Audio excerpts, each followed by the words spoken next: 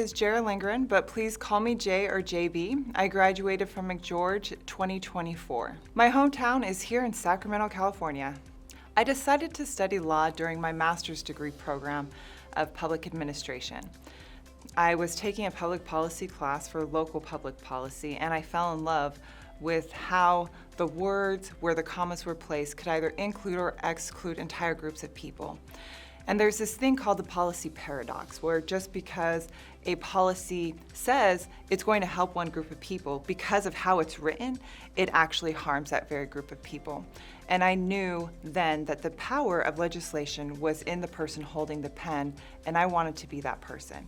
My professor for my master's degree said that the quickest way to get there would actually be through a law degree.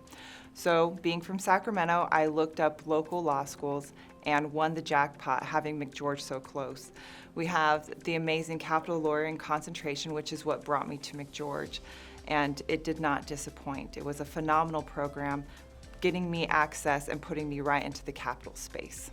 The Legislative and Public Policy Clinic was one of the major reasons why I chose specifically McGeorge's Capital Lawyering concentration, because it is the only one in California, if not the entire USA, that actually puts law school students in capital spaces, pushing forth legislation, working with the senators, the assembly members, and the sponsors, and really putting hands on your own bill and your own legislative work. The reason why I chose the Capital Lawyering concentration is because of the three ways that changes occur, at least in my views, in society. One is illumination, which comes through educating people, helping them understand the programs and possibilities that are available to them. The other is litigation. The rules are already set. We need lawyers, attorneys to make sure that those rules are adhered to, or to make changes to those rules if they're not constitutional. And then the third piece to make changes in society is through changing legislation. So I wanted to find out what pushing forth legislation felt like. I wanted to see what the inner workings were. I wanted to see how the Senate, how the assembly members work together, and really get a feel for that area of the legal system. So my experience with the Legislative and Public Policy Clinic was heart-wrenching. It was definitely a shot to my ego, but then it was also phenomenally amazing and some of the greatest experience. And mine and my groups, what we worked on was the reintroduction of the Wolverines. It actually started out with the grizzly bears, but that was too hot of a topic, so we had to adjust. And you're going to find that in life as well. Sometimes you have to adjust and pivot. But it was a gateway to getting our ultimate goal of the grizzly bears back in California. We did make it through, and we had a committee hearing, which was amazing. 2 of us got to testify during that, and it was a really cool experience. It got sent to appropriations where it died, which is kind of frustrating because they don't have to tell you how it dies, it just does, but that's just the process.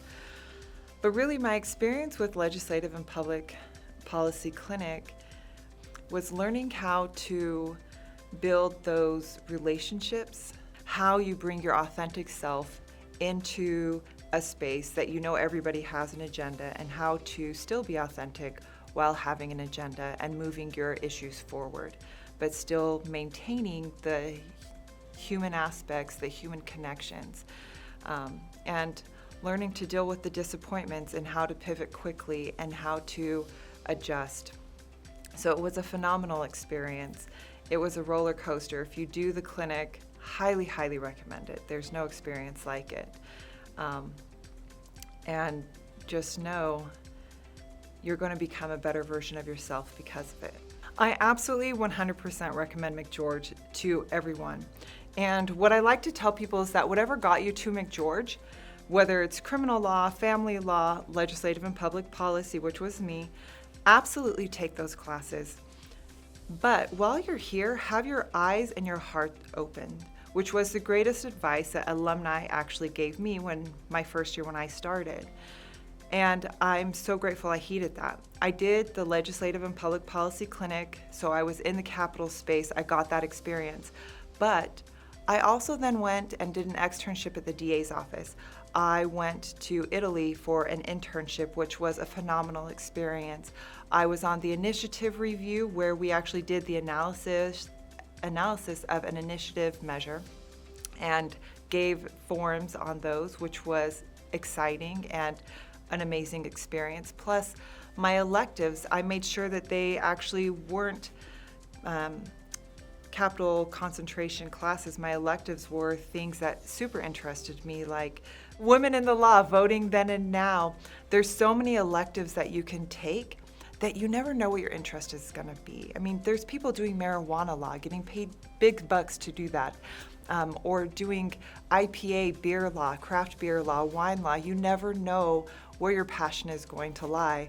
So whatever brought you to law school, take those classes, but keep your eyes and your heart open so that you take and experience all that McGeorge has to offer. So I graduated from McGeorge just this past May of 2024, took the July bar and passed, hallelujah, got sworn in November 18th. Through my various connections of McGeorge, having a lot of coffee, I realized I actually thoroughly enjoy estate planning. Not only that, but I'm jumping in big, starting up my own law firm and getting all of those underway, which will launch in January. I already have clients on the wait list. But then also working on my passion projects, getting all the stuff ready for a nonprofit called Game Changers, which focuses on empowering female athletes and getting them more involved in the sports world, not just as the athletes, but as the coaches, the athletic directors, the producers behind the cameras, writing up the screenplays so that we have more movies about amazing female athletes. So that is what I've been doing.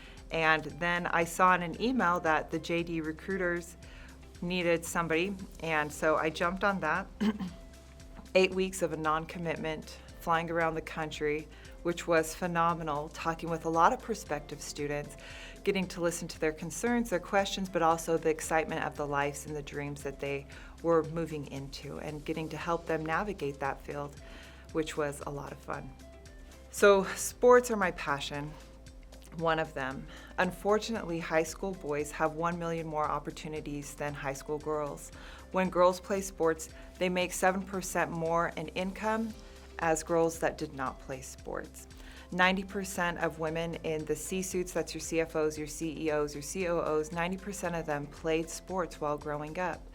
Girls graduate high school from higher rates, they graduate college at higher rates, so now they're changing their educational opportunities as well. So when girls play sports, they change their financial situation and they change the opportunities that they have to succeed when they grow.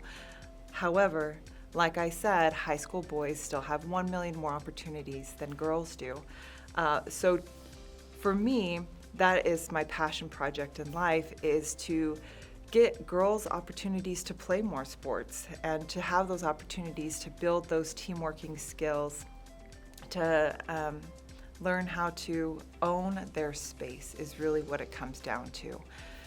So often as women, we get stuck in this belief that we have to be perfect before we step into a space.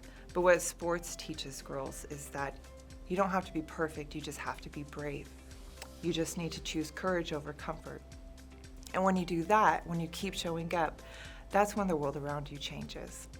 And that is what I'm working on, actually starting up a nonprofit. And I've had a sports speaker event just this past October where I spoke on Title IX issues. We had a professional volleyball player come and speak.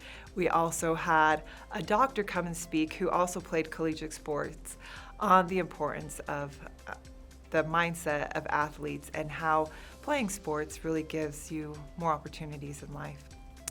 The last thing I would like to say, I loved it here.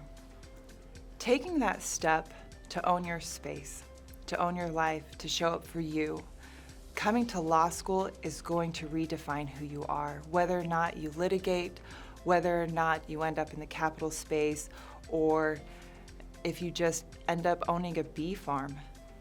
You are going to be another person on the other side of this. a more refined person. You're going to be in better touch with who you are and a better authentic person to contribute to your community at large. So what I would say to all of those of you looking at McGeorge, looking at law school, just do it.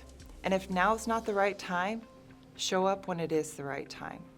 But no matter what you do, make sure you're showing up for you.